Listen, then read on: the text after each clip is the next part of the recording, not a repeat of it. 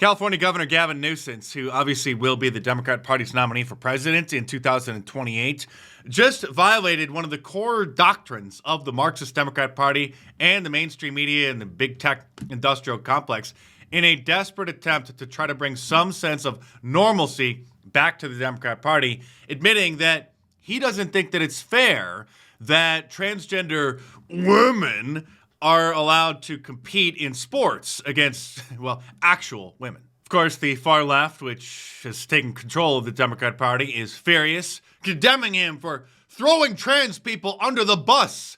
And the icing on the cake is that he made the revelation during his new podcast, which was the first episode, I believe, when he was sitting down with Charlie Kirk. So like you right now should come out and be like, you know what? The young man who's about to win the state championship in the long jump in female sports, right. that shouldn't happen. You as the governor should step out and say no. No, and I appreciate. But like, would you do something like that? Would you say no men in female sports? Well, I think it's an issue of fairness. I completely agree with you on that.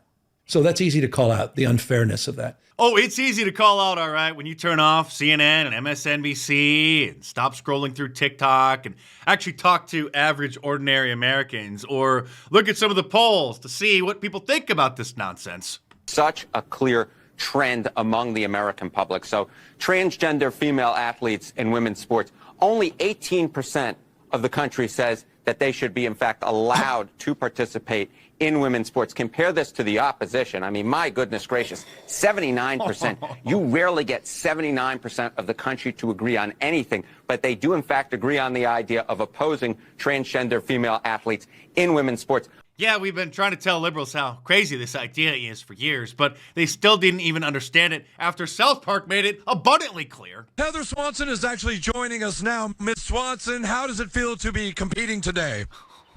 I can't tell you how free I feel now that I've started identifying as a woman. And is it correct you just started identifying as female 2 weeks ago? I'm not here to talk about my transition.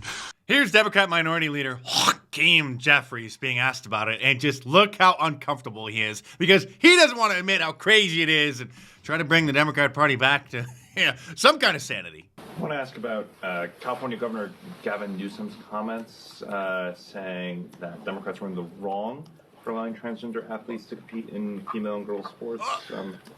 What is your response to that after Democrats had opposed the women and girls in sports? I haven't seen his comments. What Democrats opposed was unleashing sexual predators on girls throughout the United States of America. Actually, you fully endorse that because it's a core tenet of the Democrat Party to allow anybody who identifies as anything, even the gender fluid people who, one day identify as a man, one day identify as a woman, to use whatever bathroom, locker room, or shower they please, no matter what. As big of a leftist as Chuck Yeager is, host over at the Young Turks, the biggest leftist YouTube channel, even he draws the line at allowing the transgender women to compete in women's sports. Of course, he fully endorses them being able to choose whatever bathroom they want.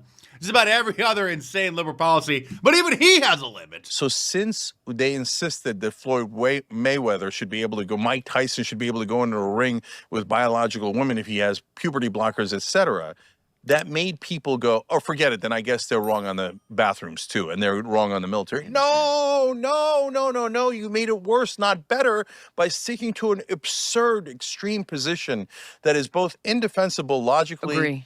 But also, whether you think it's right or wrong, you're driving 98% of Americans into the other camp. 100%. So why would you want to do that? Well, why are they doing it? Because liberals are crazy people. They have defective brains. And another new study confirmed the obvious that people with gender dysphoria who undergo these surgeries have an increased risk of mental health conditions. We're finally starting to see a cultural shift. The pendulum is swinging back into the direction of normal. And in case you missed it, this book, When Harry Became Sally, which was banned on Amazon like 3 or 4 years ago, was recently restored last month. Of course, the far leftists are quite upset, but Amazon did relist that book and said that after careful consideration, that they decided they made the wrong decision banning it. Stay tuned because there's plenty more to come in this video, but real quick, subscribe to my channel if you're new here because you're not going to find information and analysis like this anywhere else. And I'm not talking about the stuff I've already mentioned in the earlier part of this video. Just wait for it. You'll see. Speaking of banned books, that's an issue that the Democrats have framed in a false light, like basically everything, because normal people don't want certain kind of books being available for children, okay, because they're obviously inappropriate. But they're trying to frame it as if the conservatives support cancel culture. So here's Gavin Newsom bringing that up. And to Charlie's credit, we got some issues with Charlie. The regular viewers know. Charlie did a great job on this. How about the book ban stuff? On a serious note, 4,240 books or titles, libraries and schools were banned in 2023. Is that not, as a conservative? Well, it depends. I mean, like, I think we can both agree pornography should not be taught to 9-year-olds. Fair point. Okay, Fair. so that's a book ban. All right. The Moms for Liberty movement that you made a big thing of was just no porn to 10-year-olds. Yeah. We agree. So those books should be banned. Well, okay. So what we should do right now. Well, okay. It seems a banning binge. I mean, at next level, sort of cancel culture. But why do you think moms are doing that? Do you think it's because they want to have mind control, or do you think that they have come across incident of highly provocative material? I love moms, but this moms, I mean, we don't have to get into Moms for Liberty. It seems you brought up the book bans, though. I mean, deeply organized for a larger agenda, but that's my humble opinion. No, but let me just, kind of complete the point. Is that it's easy to just call it kind of a book ban, but when you actually have to read some of these books, it will take your breath away of some of this stuff, right? You're like, okay, we're teaching a 10-year-old how to put a condom on. I know, I just have a problem with, who the hell is going to decide that? Government? It's obvious that you have no idea what you're talking about, sir, because you've been watching too much liberal media. And sadly, Charlie Kirk's audience has no idea the extent of book bans either, or Ben Shapiro's audience, or the Fox News audience, because those mainstream conservative hosts have never and will never talk about the extent of book banning in America today. 6 years ago now, in 2019, Amazon started banning a bunch of books around several sensitive topics because, as you know, if you disagree with a Jew about the best flavor of ice cream, you run a very good chance of being called an anti-Semite because they often throw around that word more frequently than disgruntled black people throw around the word racism. This book, which was written by a sociology professor at California State University Long Beach named Kevin McDonald, was banned. The Culture of Critique, an evolutionary analysis of Jewish involvement in 20th century intellectual and political movements. So is this book by the same author, Cultural Insurrections, Essays on Western Civilization, Jewish Influence, and Anti-Semitism, again, written by a former sociology professor at a major university. Not some self-published book by some neo-Nazi, a college professor. I mean, what's next? Are they going to ban some of the theological writings of Martin Luther, the guy who was literally responsible for the Protestant Reformation? Oh, wait, what's this? It's his 1543 book, which details his disagreements with a certain group of people that had been in print for almost 500 years and in stock on Amazon since they were founded over 20 years ago, which was also banned in the Purge 5 years ago. There are countless books extremely critical of Christianity and Catholicism and the Mormons and the Jehovah's Witnesses and Islam and every other religion out there, but Martin Luther, one of the most brilliant theologians in the history of the world, isn't allowed to have his ideas about a certain group of people sold on Amazon anymore. This book, A History of Central Banking and the Enslavement of Mankind, which was written by the former head of the South African Central Bank, was banned because he made some comments in there connecting certain groups of people with the history of banking industry, and that's not allowed to be said. All books about the alt-right were banned, and I'm not alt-right. I've never been alt-right. Richard Spencer is and always was a giant douchebag, but you should still be allowed to hear their perspective on things that they wrote in books. The New Right versus the Old Right, banned. The Alternative Right, a book documenting the history of the alt-right movement, banned. A Fair Hearing, the alt-right in the words of their leaders and members, banned. White Identity, Racial Consciousness in the 21st Century, written by Jared Taylor, which was published over a decade ago and sold in stock on Amazon and used copies. Banned. And again, when these books are banned, it's not just that they're out of stock or that Amazon, doesn't want to deal with the publishers anymore, which still is censorship.